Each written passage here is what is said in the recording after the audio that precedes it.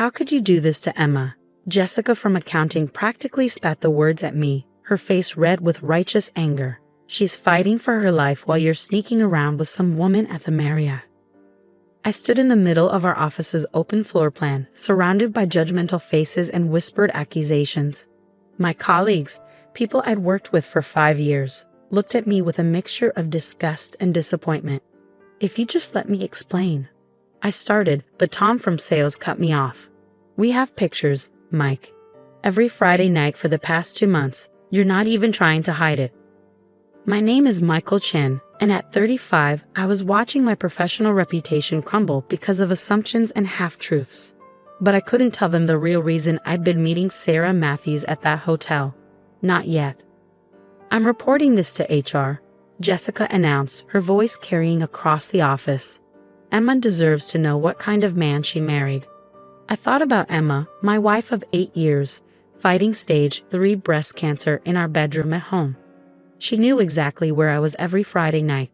In fact, she was the one who had hired Sarah Matthews, PI, to help us uncover what was really happening at Jensen Financial Group. The irony of being accused of infidelity while actually gathering evidence of corporate fraud wasn't lost on me. But for now, I had to play my part. Let them think I was the villain. Everything would come to light soon enough. Do what you need to do, I said quietly, turning back to my desk. Let them report me to HR. That was part of the plan anyway. As I sat down, my phone buzzed with a text from Sarah. We've got everything. Meeting with the FBI tomorrow at 9. Hold on just a little longer. I closed my eyes, remembering how this all started 3 months ago. Emma had been the one to notice the discrepancies first. Even through her chemotherapy fog, her accountant's mind had picked up on patterns in the quarterly reports that didn't add up. Mike, she'd said one evening, her voice weak but her eyes sharp as ever. Something's wrong with these numbers. The trading volumes don't match the reported profits. Someone's cooking the books. I dismissed it initially, too focused on her treatment and recovery to think about work irregularities. But Emma was persistent. She'd spent her career as a forensic accountant before the cancer forced her to step back. She knew fraud when she saw it. The more we looked, the more obvious it became. Jensen Financial wasn't just fudging a few numbers. They were running a massive Ponzi scheme, using new investor money to pay off older investors while pocketing millions. That's when Emma suggested hiring Sarah Matthews. We need proof, she'd said. Real evidence. And you need protection when this all comes out. So began my Friday night meetings with Sarah at the Marriott. We go over documents I carefully gathered, build our case piece by piece. The hotel was chosen specifically because we knew certain colleagues liked to grab drinks at the bar there. We wanted to be seen, but not too obviously, just enough to start rumors. A tap on my shoulder jolted me back to the present. It was Mark, my immediate supervisor, looking grave. HR wants to see you, he said, not quite meeting my highs. Now, I nodded, gathering my things. As I walked to the elevator, I could feel everyone watching, probably assuming I was about to be fired in disgrace. They weren't entirely wrong about the fired part, but disgrace? That wasn't in the cards. Patricia from HR was waiting in her office, looking uncomfortable. Michael, we've received some concerning reports about your personal conduct. I sat down, maintaining my calm exterior. I understand. These allegations, if true, reflect poorly on the company's values. Jensen Financial Group has a reputation to maintain. I almost laughed at that. Jensen Financial's reputation was about to take a much bigger hit than a supposedly unfaithful employee. We're going to have to place you on administrative leave pending an investigation. Patricia continued. Please turn in your badge and... Actually, I interrupted, pulling out my phone. I need to take this call. It's my wife. Patricia's face softened slightly. Everyone knew about Emma's cancer. She nodded, and I stepped into the hallway. Everything okay? Emma's voice was tired but alert. They're putting me on leave, I said quietly.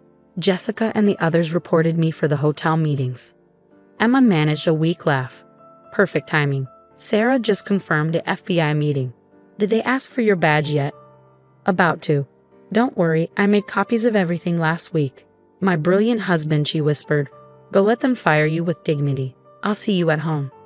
I returned to Patricia's office, where she awkwardly finished the suspension process. I handed over my badge, cleared out my desk, and walked out of Jensen Financial Group for what I knew would be the last time as an employee. The next morning, I met Sarah at a different hotel, this time for our scheduled meeting with FBI agents Morrison and Chen, no relation. "Your colleagues did you a favor," Sarah said as we waited. "Being suspended means they can't accuse you of actively stealing documents anymore. Everything you gathered was why you were a legitimate employee." I nodded, thinking about the extensive evidence we compiled. Emma had been right. The fraud went deep. Senior management had been running this scheme for years, using increasingly complex methods to hide their tracks. The FBI agents arrived precisely on time. Agent Morrison, a sharp-eyed woman in her 40s, got straight to the point. "Mr. Chen, we've reviewed the evidence you and Ms. Matthews have gathered. Combined with Mrs. Chen's financial analysis, it paints a compelling picture of long-term securities fraud. We're particularly interested in these transaction records," Agent Chen added, spreading out copies of documents I secretly gathered. "Can you walk us through how you obtained these?" For the next 2 hours, I detailed everything I discovered over the past months, the patterns Emma had first noticed, the discrepancies in trading records, the mysterious offshore accounts, the way investor funds were being misappropriated. "What made you decide to gather evidence instead of reporting it immediately?" Agent Morrison asked. "My wife," I said simply. "Emma knew we needed irrefutable proof. She spent her career investigating financial fraud. She knew how easily these things can be covered up without solid documentation." The agents exchanged glances. Mrs. Chen's analysis was instrumental in helping us understand the scope of this fraud, Agent Morrison admitted.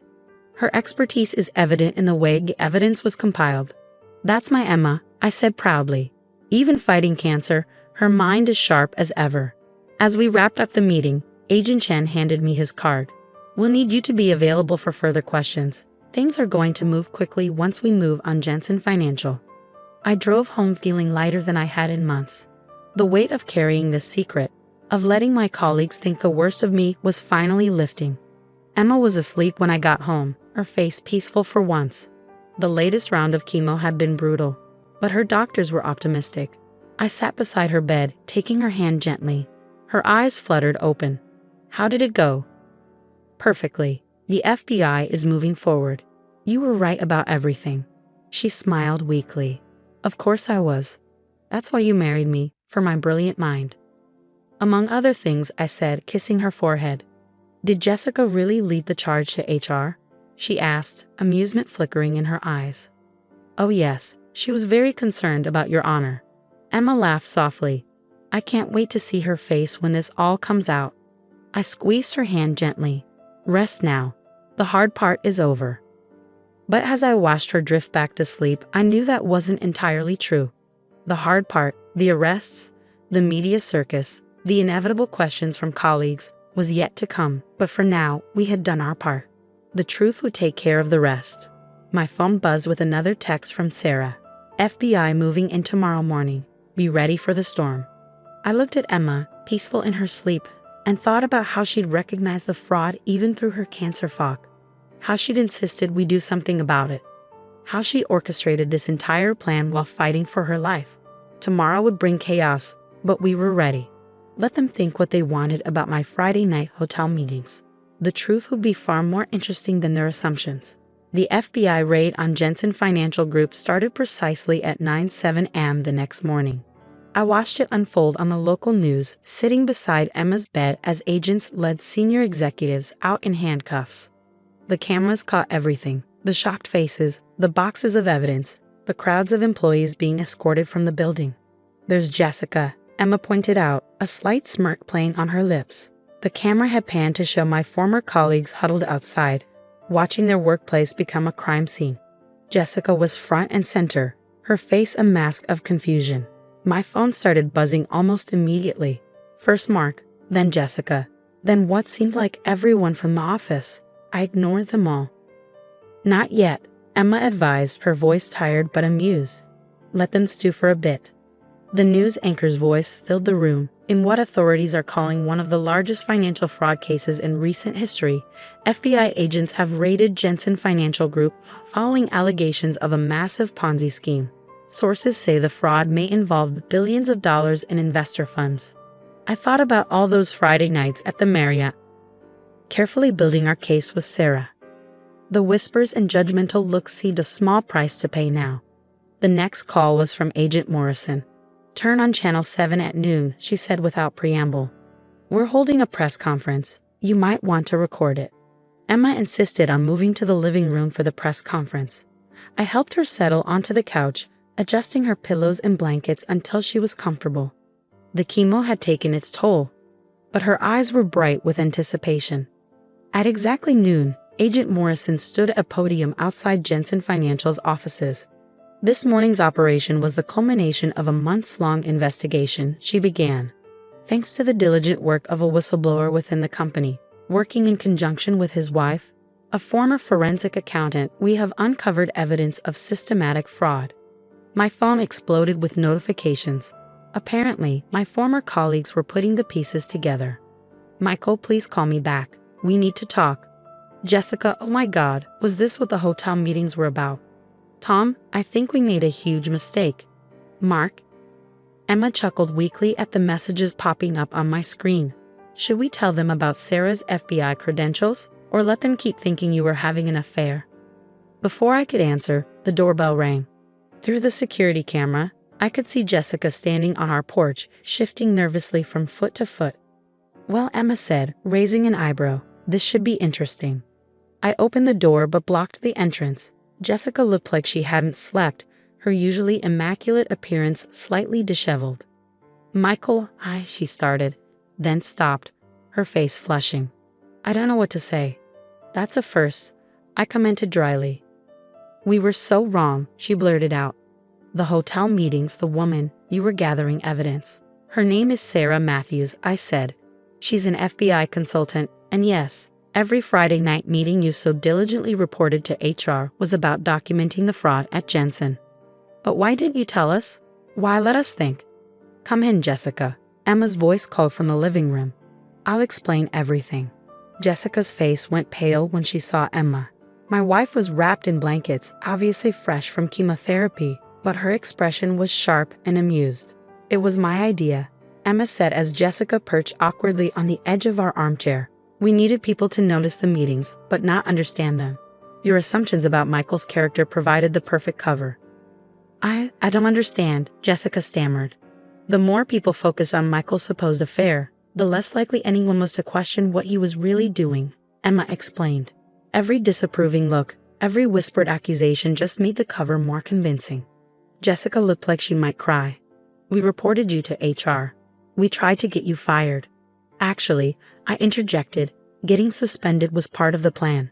It protected me legally. Everything I gathered was while I was an active employee. The suspension came at exactly the right time." "The whole office thinks you're a cheating monster," Jessica whispered. Emma laughed, then winced slightly at the effort. "And that's exactly what we wanted them to think. It's amazing how people's moral outrage can blind them to what's really happening." My phone buzzed again. "Agent Morrison, you might want to turn the news back on," she said when I answered. "They're starting to release the numbers." We all watched in silence as the scope of Jensen Financial's fraud was revealed. Over $3 billion in misappropriated funds, thousands of defrauded investors, a complex web of offshore accounts and fake transactions. "How did you first notice?" Jessica asked, her voice small. "I did," Emma said. "Even through the chemo fog, numbers still speak to me. The patterns were there if you knew where to look." Michael did the hard part, gathering the actual evidence. While we were all condemning him, Jessica said, shaking her head, "God, we were so stupid." "Don't be too hard on yourself," I said. "You were trying to stand up for Emma. Your intentions were good, even if your assumptions weren't." The doorbell rang again. This time it was Tom and Mark, both looking as uncomfortable as Jessica had. "I should go," Jessica said, standing quickly. "You probably have a lot of people to talk to." "Actually," Emma said, "why don't you stay? I think it's time everyone heard the whole story." Over the next few hours, our living room filled with former colleagues, each arriving with apologies and questions. Emma held court from her cocoon of blankets, explaining how we'd uncovered the fraud and orchestrated the investigation. "The woman you saw at the Marriott," she told them, clearly enjoying their reactions. was not only an FBI consultant but also a former Marine. Michael was probably safer with her than he is with me. But the pictures, Tom protested. You were checking into rooms together. The hotel's conference rooms were perfect for reviewing documents, I explained. We needed somewhere private but public enough to be seen. Your photos actually helped establish the timeline of our investigation. As the afternoon wore on, Emma's energy began to fade. I started politely ushering people out, but not before Emma had one last thing to say. Next time, she told them, her voice tired but firm, maybe don't jump to conclusions. And remember, some of us can fight cancer and corporate fraud at the same time. After everyone left, I helped Emma back to bed. Satisfied? I asked, tucking her in. Immensely, she smiled. Though I think Jessica might need therapy after this. Small price to pay for taking down a $3 billion fraud, I said, kissing her forehead. We make a good team, she murmured, already drifting off to sleep. Over the next few weeks, the story exploded. National news picked up on the human interest angle. The cancer patient who spotted the fraud, the husband who gathered evidence while being ostracized by colleagues, the FBI agent who posed as the other woman. Sarah even came by to visit, causing our neighbors to do dramatic double takes. You should have seen their faces in the interrogation room, she told us, when they realized who I really was. Priceless. Jensen Financial's executives faced multiple federal charges. The FBI recovered most of the stolen funds, and class action lawsuits were already being filed on behalf of investors. My former colleagues, chastened by their rush to judgment, became Emma's biggest supporters. They organized meal trains during her chemo, took turns driving her to appointments, and constantly asked for updates on her recovery. It's a bit much, Emma admitted one evening as we sorted through get-well cards. But I suppose it's better than them thinking you're having an affair. 6 months later, Emma's doctors declared her cancer in remission. The same week, the first Jensen Financial executive pleaded guilty, confirming everything we'd uncovered. I received job offers from several prestigious firms, all eager to hire the whistleblower who helped expose one of the biggest financial frauds in recent history. But I had other plans. Emma and I started our own consulting firm, specializing in fraud detection and prevention. Our first client, the FBI. Life is funny, Emma said one night as we worked late in our home office. If I hadn't gotten cancer, I might never have had the time to look so closely at those reports. If our colleagues hadn't been so quick to believe the worst of me, we might never have had such a perfect cover, I added. And if people weren't so busy looking for affairs and scandal, they might have noticed the actual crime happening right in front of them. We looked at each other and laughed.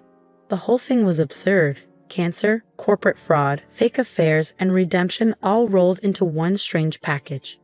Jessica still can't look me in the eye when we run into her. Despite my assurances that all is forgiven, Tom sent us a ridiculously expensive gift basket with a card that read, "Sorry we thought you were a cheating scumbag. Congratulations on taking down the bad guys." Sarah still meets us at the Marriott occasionally, though now it's just for drinks and catching up. Sometimes we spot people doing double takes, probably wondering if they're witnessing another scandal in the making. Let them wonder, Emma always says with a wink. People see what they want to see. And she's right. Sometimes the best way to hide the truth is to let people believe the lie they created for themselves. We learned that lesson well.